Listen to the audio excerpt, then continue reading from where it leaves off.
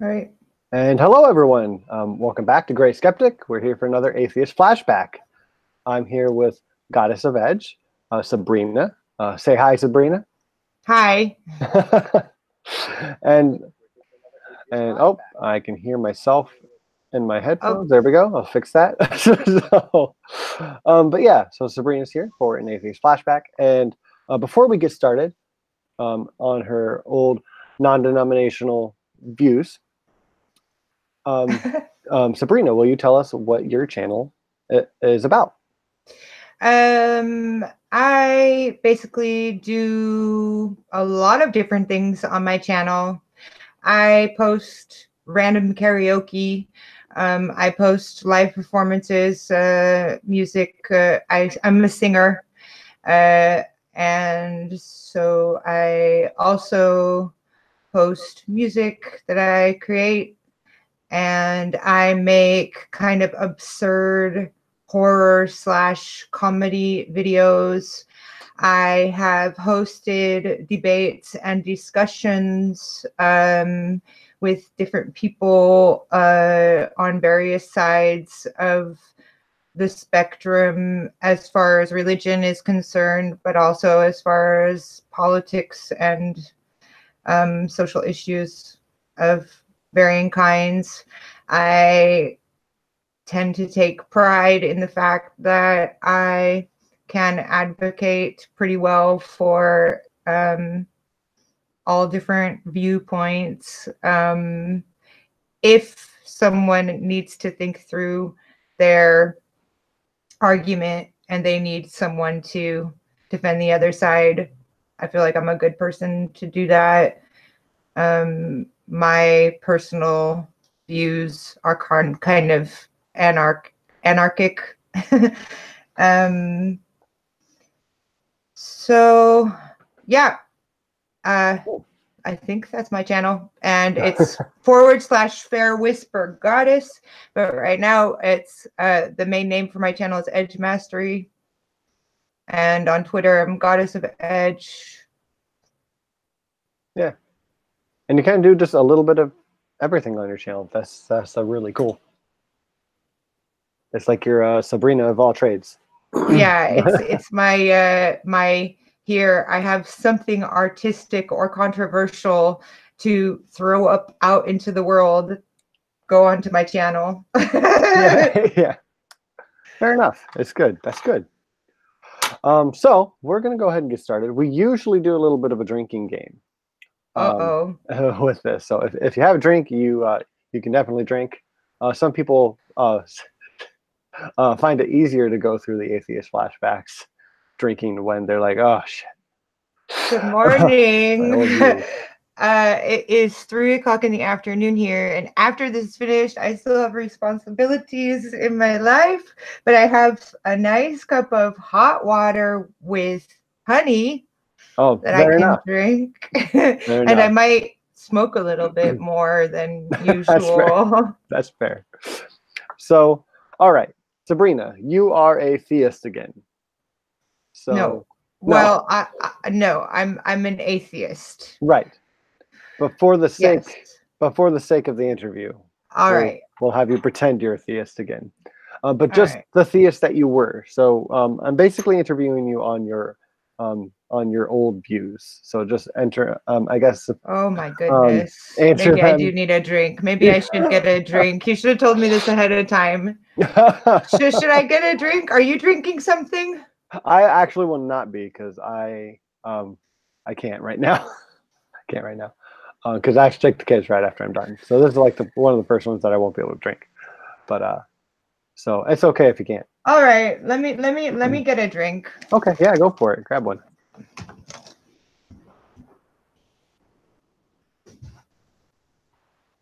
And pure Austin I'm sure I'm saying that wrong. Says honey and lemon on rocks, or rocks. It just says rocks, but I read it on the rocks. This is what I have. Oh, what was that? You can see it.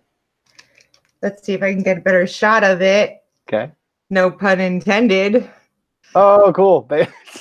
Perfect for the morning or the early afternoon. Oh All right. my goodness. How am I going to explain this to people? Oh, you don't need to. Just tell them you were on Mac's channel, and they're all like, "Oh, okay, now we know why you had to drink." So the first question for you as a theist, Sabrina, is: do you drink? Um, yes, Yeah. in moderacy. Okay. Is there anything you're not allowed to drink? Mm, like ayahuasca or ecstasy, if you could drink those things. Maybe methadone. Okay. So you just can't get too out of it is the deal, right? Yes, everything in moderation. And so you can have a glass of wine or you can share a bottle of wine at dinner with your adult family members. Okay. All right. So next is can you tell me about the beginning? Like, I like to go through Genesis a little bit and see what you believe. Are you a young Earth creationist? Are you a Bible literalist? Are you an old Earth creationist? What's your thoughts on Genesis in general? It's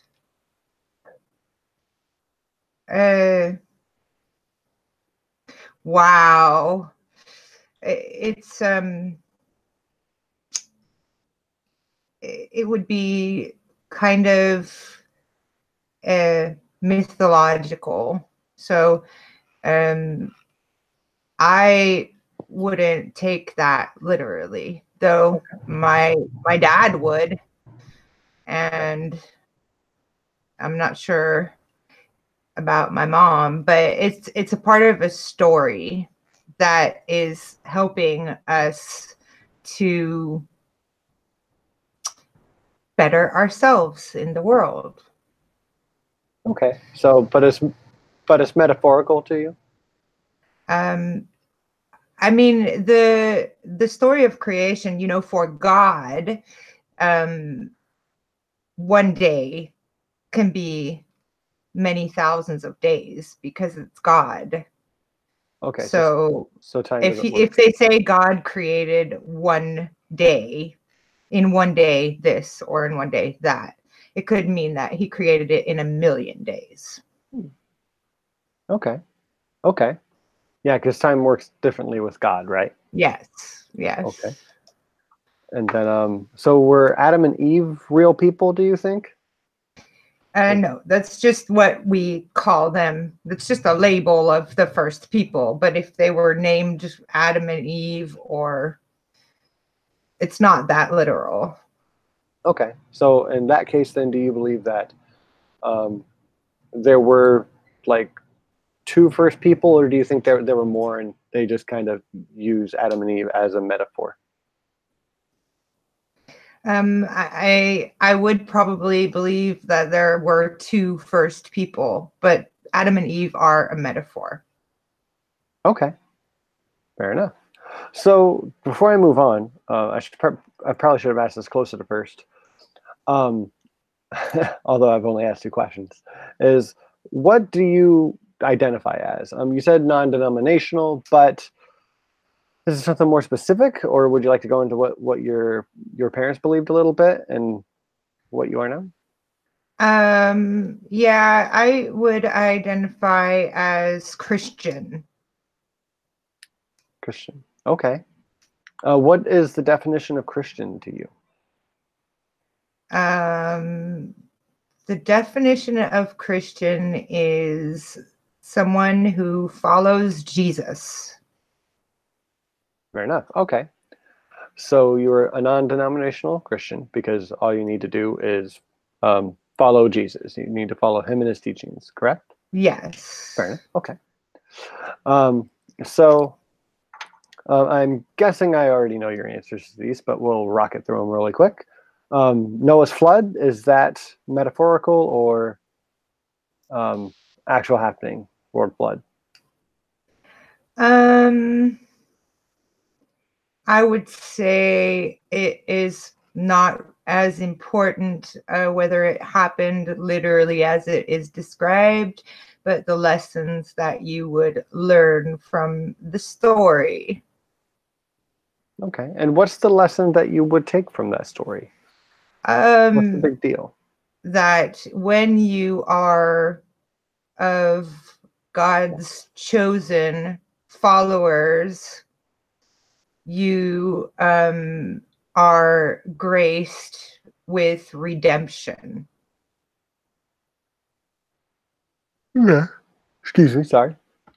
I've been up for like 20 hours. Something like that. Well, I don't mean to yell.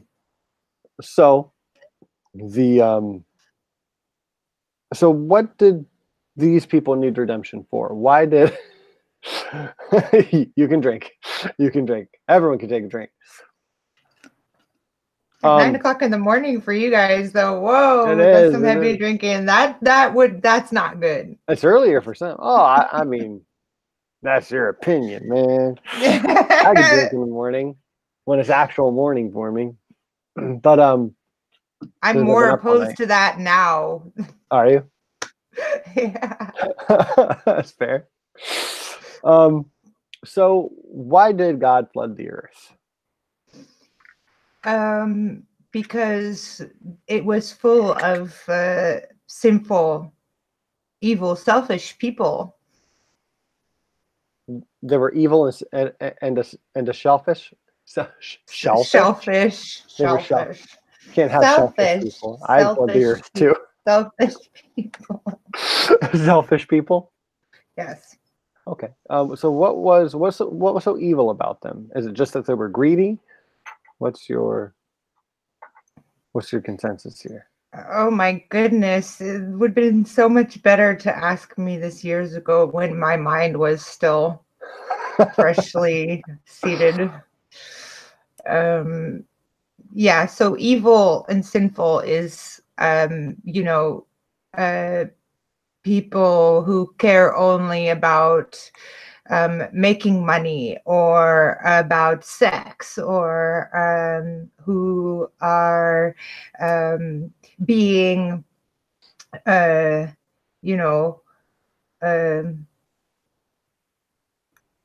murderers and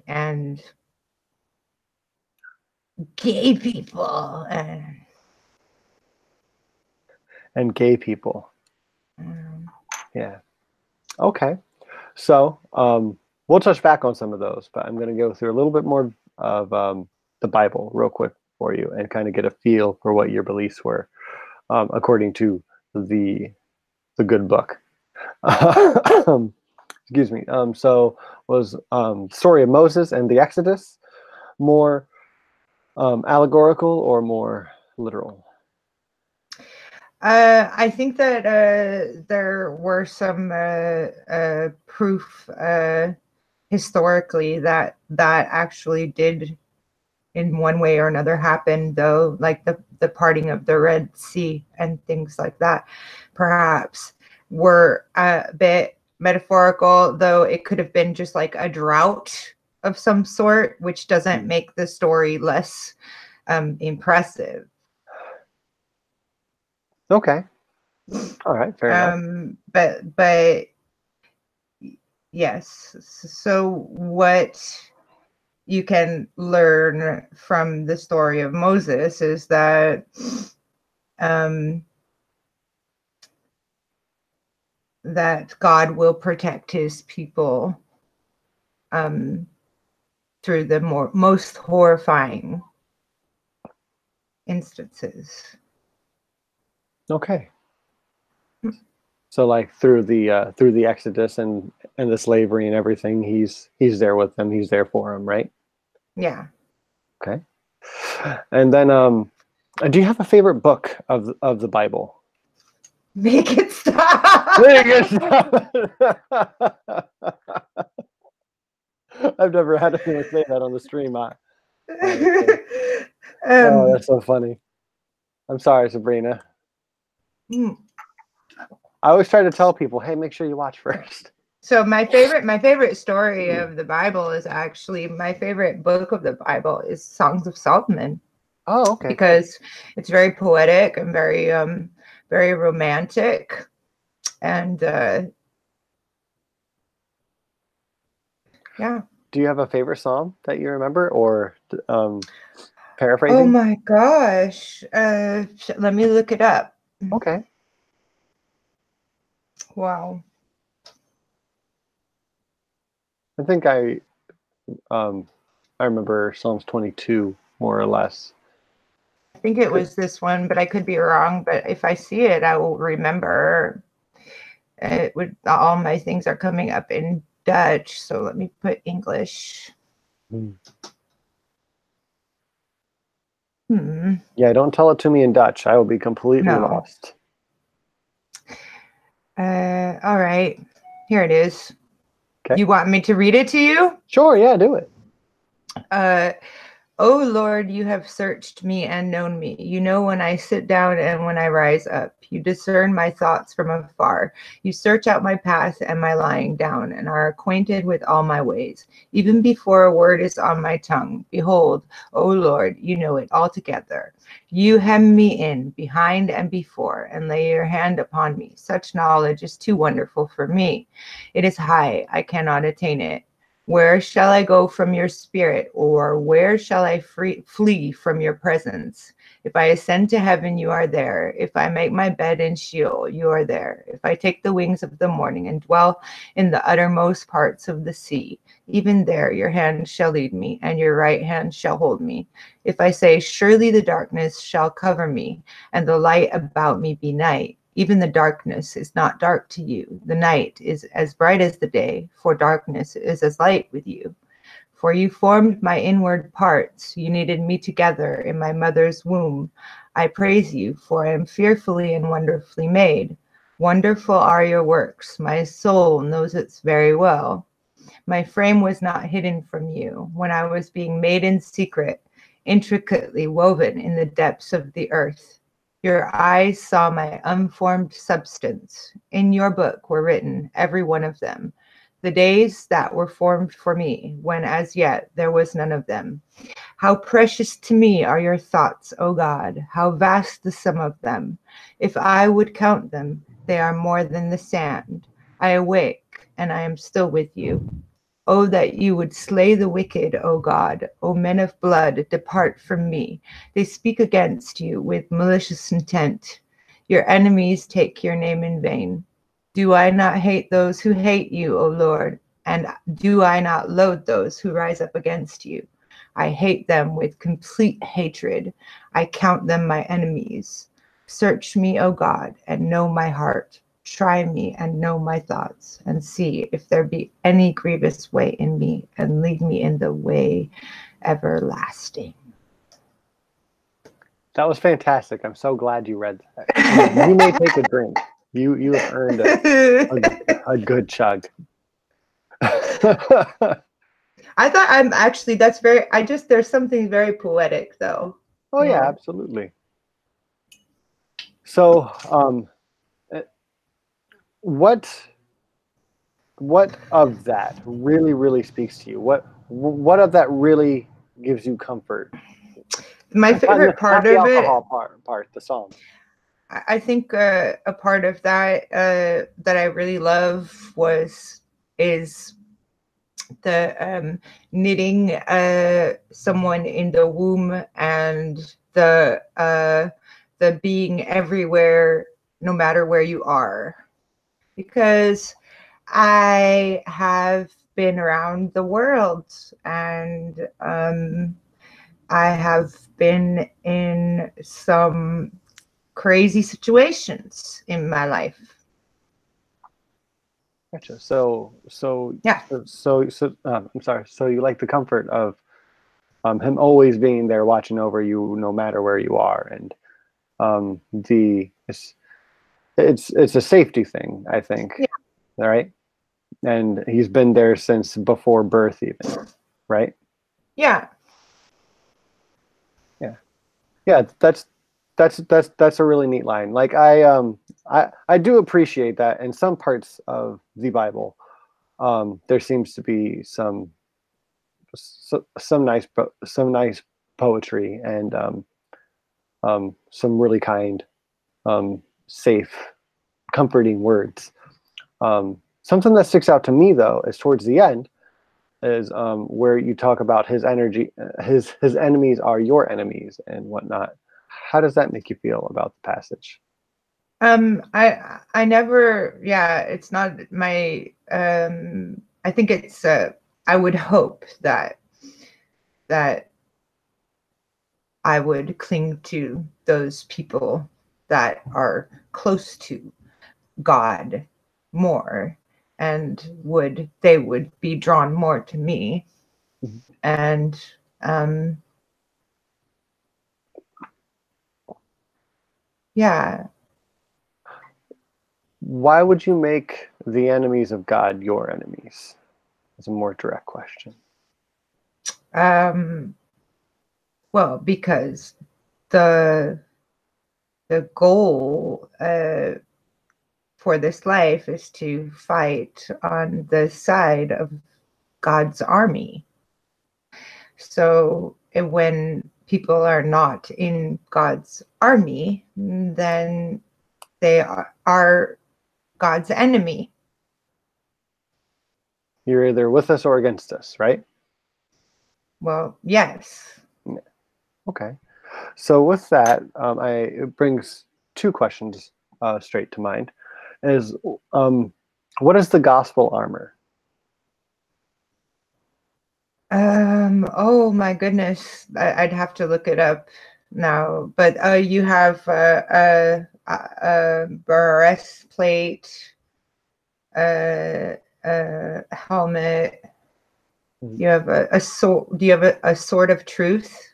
I think so, something like that. Yeah. A sword of truth.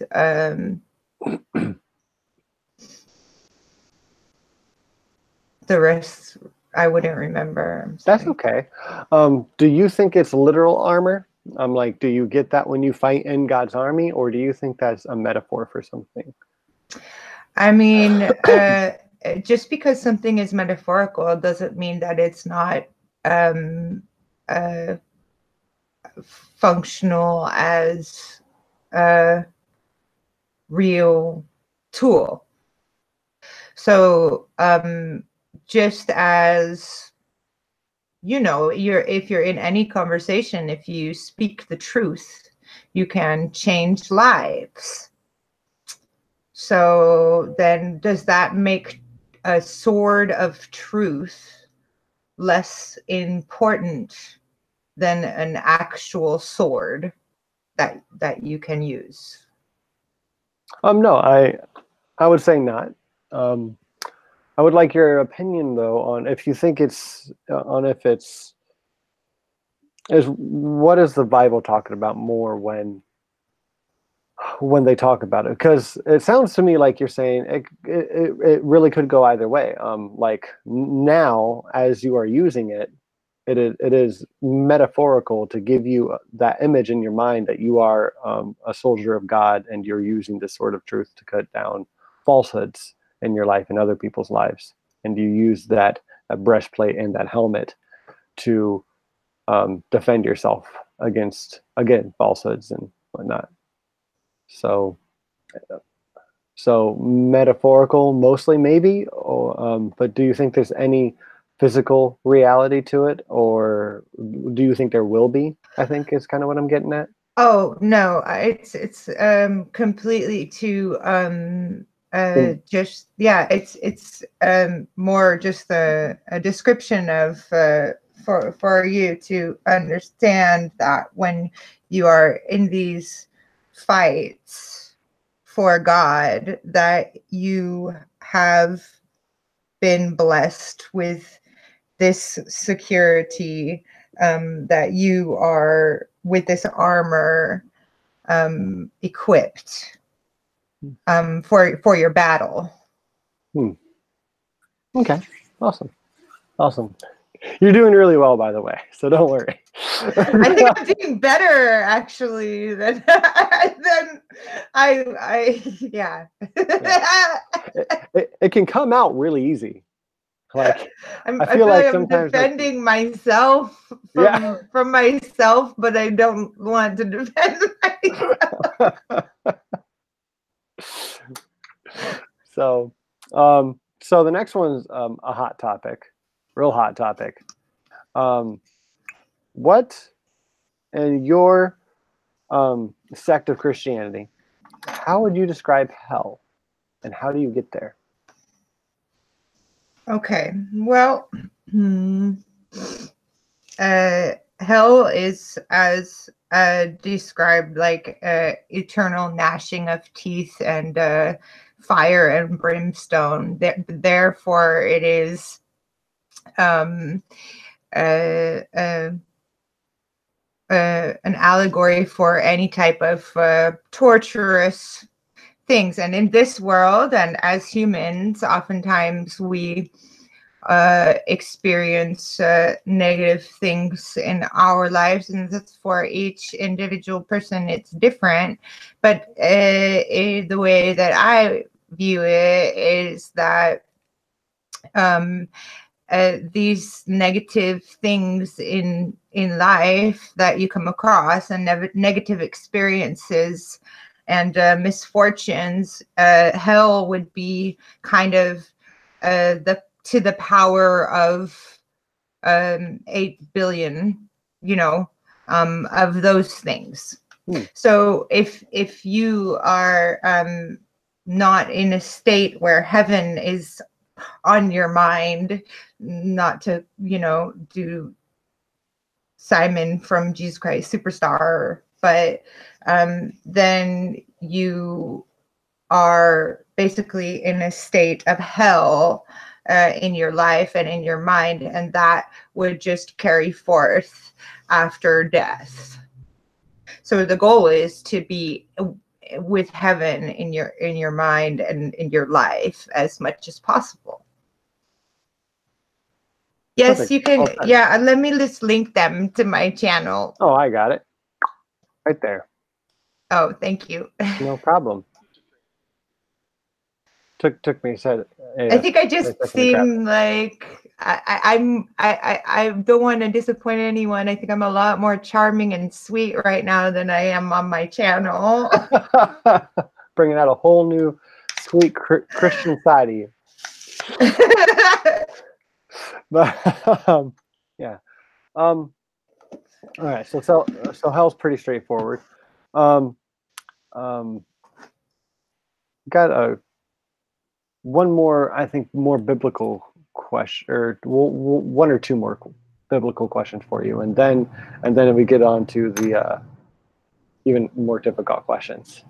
But, more difficult than what? this. But, wow.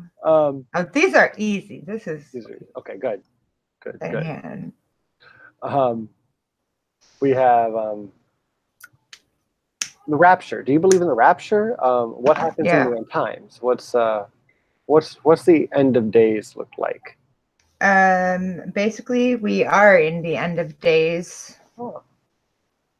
You can see that we are in the end of days because there are wars, and in Revelation it speaks of giant flying fire-breathing dragons, and these are representative of the like airplane bombers, and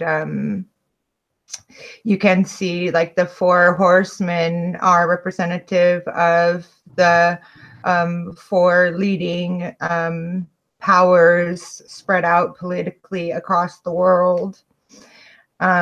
Which 4 powers are those? Well, of the I could guess 3 in of them. 2019, so that would be, Donald Trump and the leader of the European Union, and perhaps North Korea and Russia. Mm-hmm. Okay. Like Asia and Russia. Mm-hmm. Yeah. Okay. All right.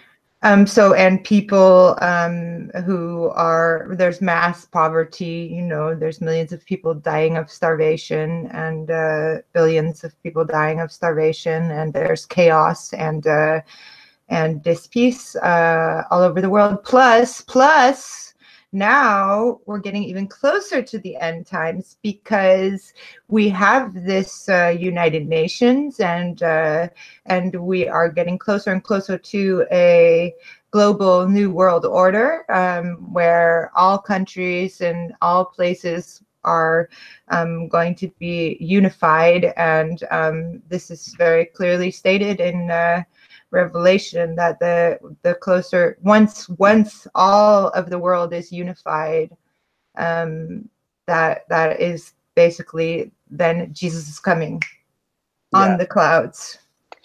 Yeah, God tends to really not like that. He kind of did the same thing with the Tower of Babel. He's all like, "Hey, look, they're all getting along. Let's stop this right now. Hold up, stop working together. Not supposed to do that. It's against the rules." But that was then. That was at a different time and for a different reason, and it was for punishment. It was for punishment. He didn't just he made he made everybody speak different languages and gave people different races and cultures through that, because they wanted to have and become like God when they created those towers.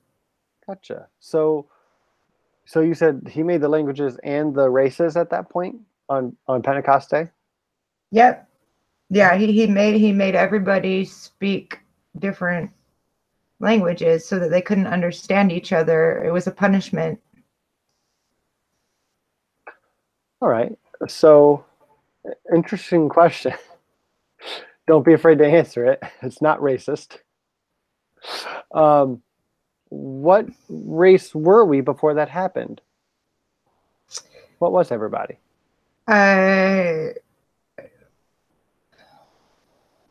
Jewish.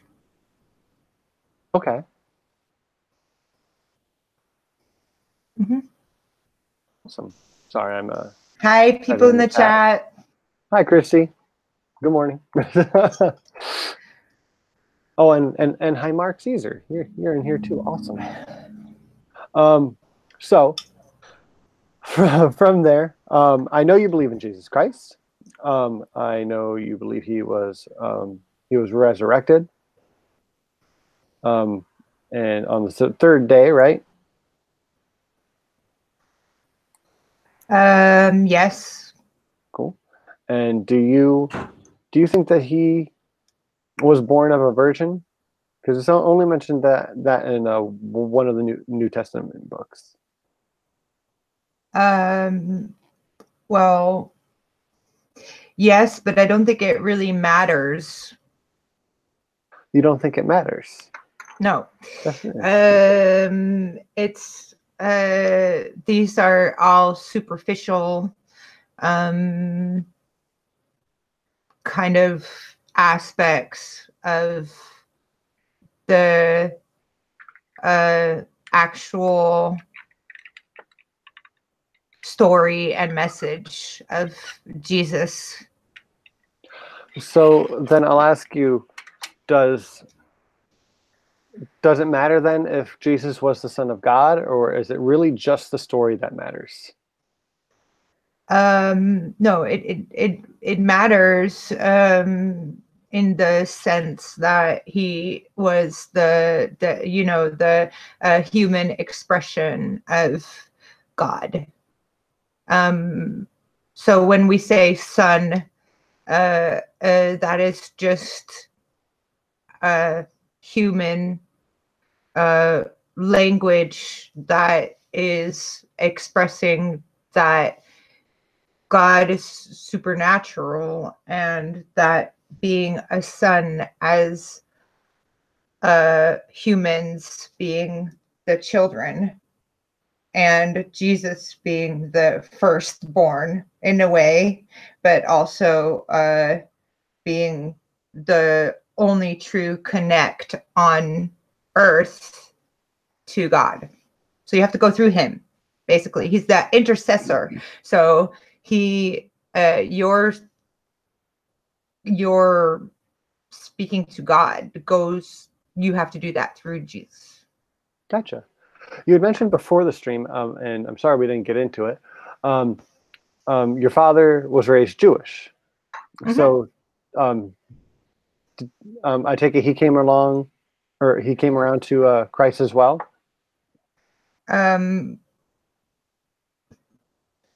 I mean, it's kind of within my family a bit controversial because my dad is now has dementia and multiple sclerosis. Very sorry to hear But that. That's very yeah, sad. so I can't ask him personally, but there's kind of a controversy between whether or not he was raised Jewish, as within Jewish culture and within the Jewish religion, there are certain sects of Judaism wherein you do not you never can say the word God or never mention God, yet still practice the aspects of Judaism. So and I'm pretty sure he was raised in that sense Jewish, because I really I mean, he also considered himself a Messianic Jew. So he believed Judaism and he also believed Christianity. Okay. So then what, this is probably a stupid question. I'm a little uncultured. What does Messianic actually mean? Because I've heard it said many times. Believing in the Messiah. So in the Jewish religion, they believe that the Messiah is still coming. Okay. Okay. And so my dad was Jewish, but he believed that the Messiah already came. And there's a lot of people within Messianic Judaism. And he believes that Jesus was Jewish then. Yes. Okay. But yeah. So, but if you read the Bible, it says that the Messiah would come through the children of David, which were Jewish. So obviously he was Jewish. Yeah, fair enough. Okay, great. So we're gonna stop with the specific Bible parts, and I'll ask you a couple.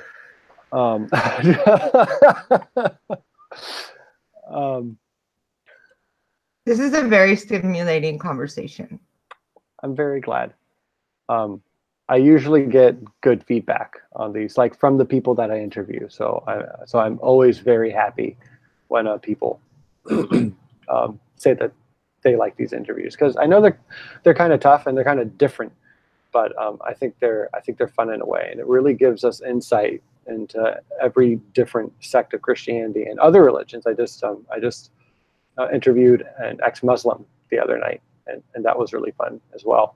But it really gives us insight, because we're only raised usually as one or two other like kinds of Christians. So you don't know about the rest. You just know they're all wrong, you know? So yeah, and also I feel like it's hard to break from this fear of like hypersensitivity to your ingrained ability to be brainwashed, basically. yeah, absolutely. So it should be interesting after how I feel after this. I'm gonna ask the chat real quick.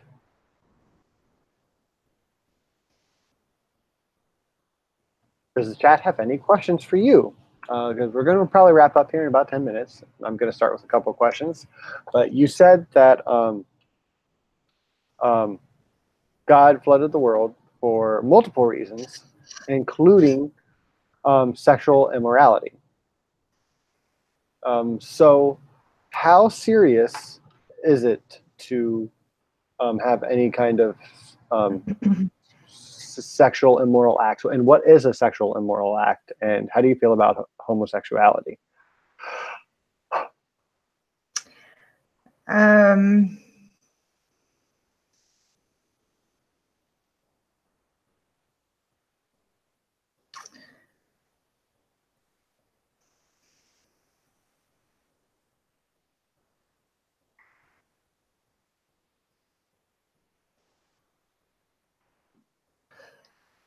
I mean, if you would have asked me when I was 12 or 13 years old, I would say that I think that most of the Christians around are a bit confused about gays and some other things, and that Jesus loves everybody the same. But, after enough uh, heated discussion at home with my dad, that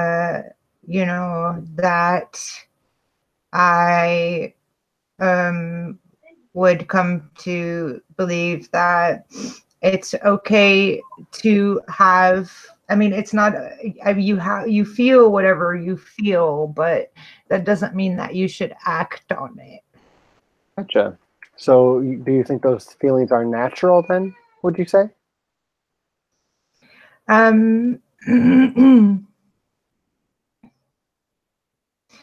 I mean, it doesn't really matter because you should be focused on your spiritual side, and you should be rejecting your natural side. We aren't of this earth, it says. So, and I mean, that doesn't just apply to gay. It applies to really anything. It applies to material possessions. It applies to your connection with your children, your brother, your parents, your family, your friends. It applies to your connection to food, fasting. I've some really, really strong Christians around me I've seen them fast for a month. Really? Yeah. Like just food or what? No, yeah, just drinking only water and the occasional orange juice. Gotcha. Wow. I feel like that'd be Yeah. rough on the body, but I mean, if God's got your back, right? It should Yeah, be but okay. what if you see when you fast from really anything, you can fast from varying things. It doesn't have to just be food. You Right. can fast from public transportation. You can fast from your car, driving your car. You can fast from food. You can fast from using a blanket when you go to sleep, or That'd be the fast worst. from electricity. And all of these things really open your mind to what God has for you and God's will, rather than your own selfish, natural things that we think we need or desire. Right. Yeah, and that's the main point of fasting, isn't it? Is just to get closer with God and see what He wants to do with you, right? Yeah, More or I less. think that a lot of people who fast really experience like a heightened spiritual state. Yeah. And even in a secular way, speaking from my worldview, I think fasting, not necessarily in a food way or water way, but I think it can be really good as like meditation. It really gives you insight on what you want and need in your life. I think I think it can be a very good practice. Again, used in moderation. But I do have 2 questions from the chat if you're ready. All right. Okay. One, we're already on this topic, so I'm starting with this one, is why did Mark Caesar asks, why did God make people gay if He wanted them not to act on it? Actually, give me just a second here. Oh, sorry. Sorry, I hear someone knocking, but it's on my neighbor's door. So you can Okay, so why did God make people gay if He didn't want people to be gay? God didn't make people gay. The snake, or your God's fallen angel, Satan, did. Okay. Okay. And so there won't be any gay people in heaven, though? One Oh, way or I know. another? I don't believe that. Because ultimately it is your heart, and all sins are equal. So I don't think that there is any difference as far as your sinful nature and acting upon that. But that's just me personally, and there's other people and a lot of people who don't agree with me. I don't think that I feel like we all have sins that we deal with, and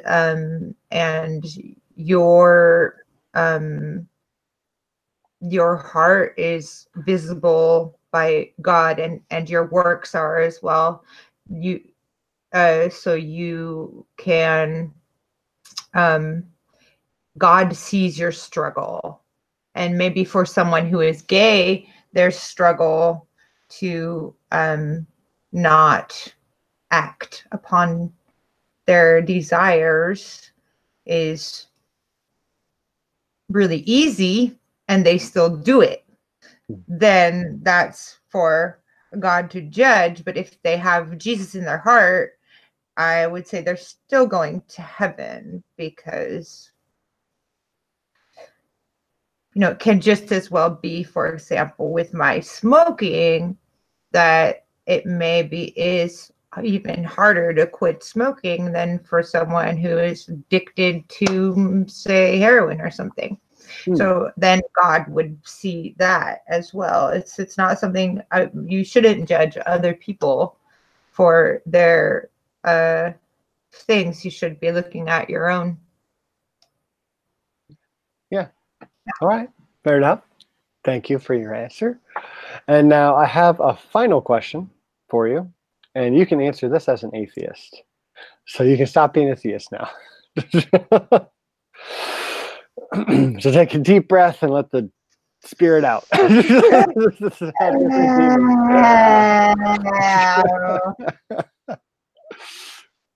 All right.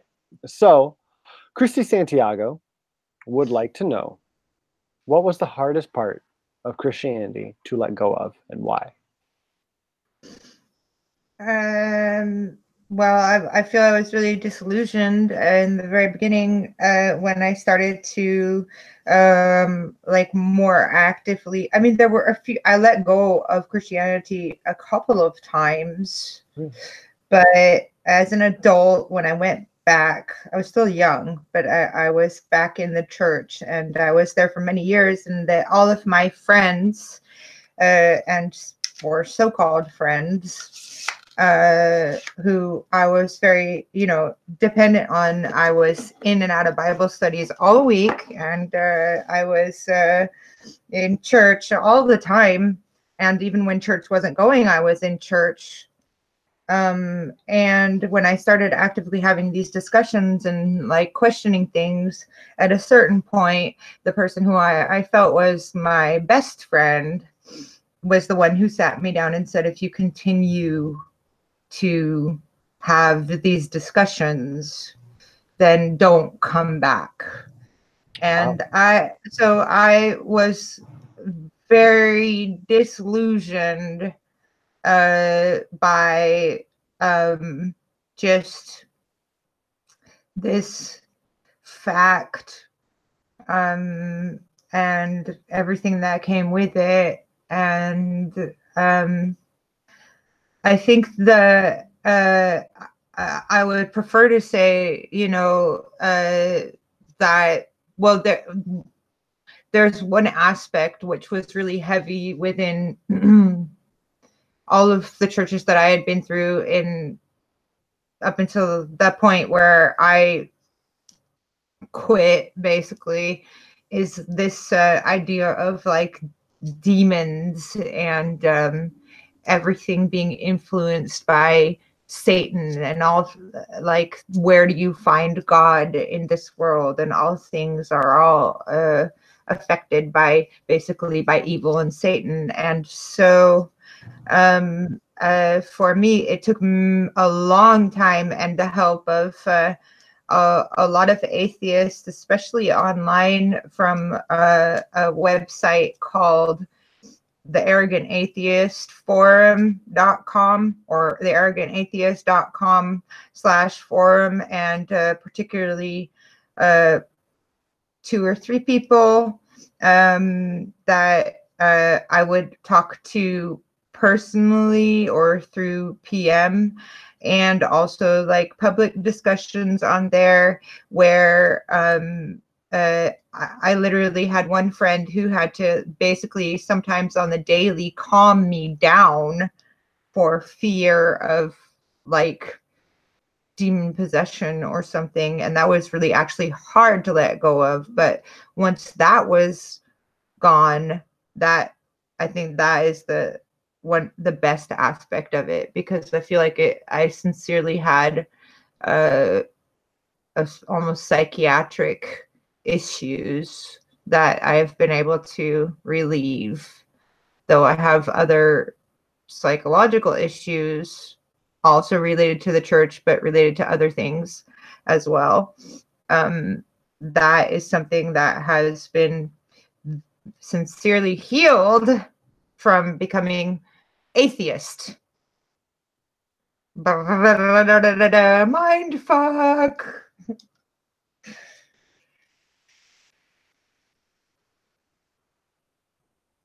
Sorry, I go on for a long time. Sorry, I forgot I was muted. No, I understand. Yeah, it's one thing that I like to say when I'm talking about Christians, especially those who are deconverting, is to them it feels like they're losing more than just an imaginary friend, right? There's so much more to it than that. And to someone who's been out for a while, or someone who's never been religious, sometimes it's hard for them to understand that. Like, you're not just letting go of sky daddy. You're not just letting go of like something imaginary. You're letting go of a community. You're letting go of like someone you actually feel is a dear friend, someone from that psalm that you read and that you really connected with. So I feel like, as much as I really do like the Dawkins style or the godless engineer style, like the slap you in the face kind of style of atheism advocacy, you also need the softer styles. You need the understanding for some people, because that's kind of what makes them comfortable enough to start questioning, and also not feel like they're just gonna completely break if they already don't.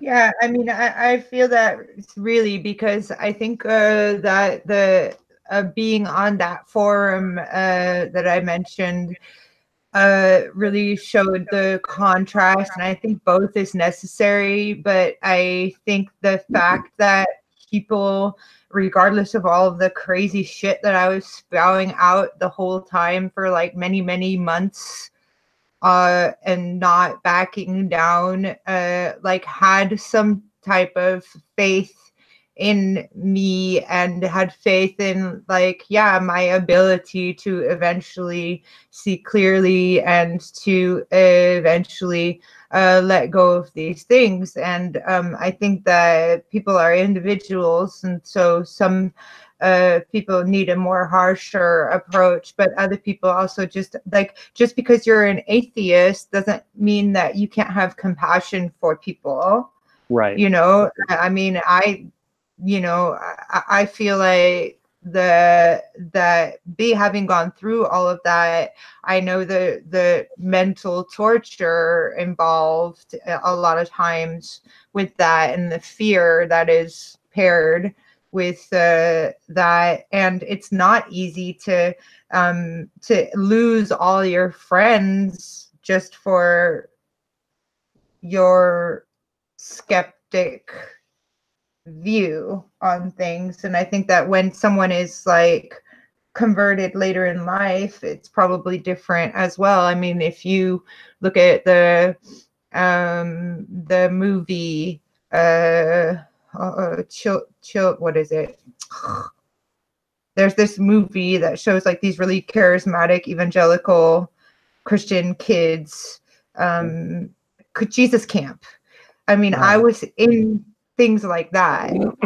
Yeah. And to have a lack of compassion towards people that are that brainwashed, you know, is not going to be helpful. It's just going to confirm for them that they are right. Right, and we're evil and all we are. Yeah. So yeah. But yeah. But sometimes I find it really difficult to not troll. Sometimes online. Yeah. And like I said, people who have just come out of it, sometimes they need those angry atheists to like help them vent. Sure. And form those more aggressive arguments too. So I really think everyone's voice is very, very important. And to do it in their own way that they know how. So that said, I think we should wrap up because I do need to go help with kids. And I do need to get some sleep before my other stream tonight.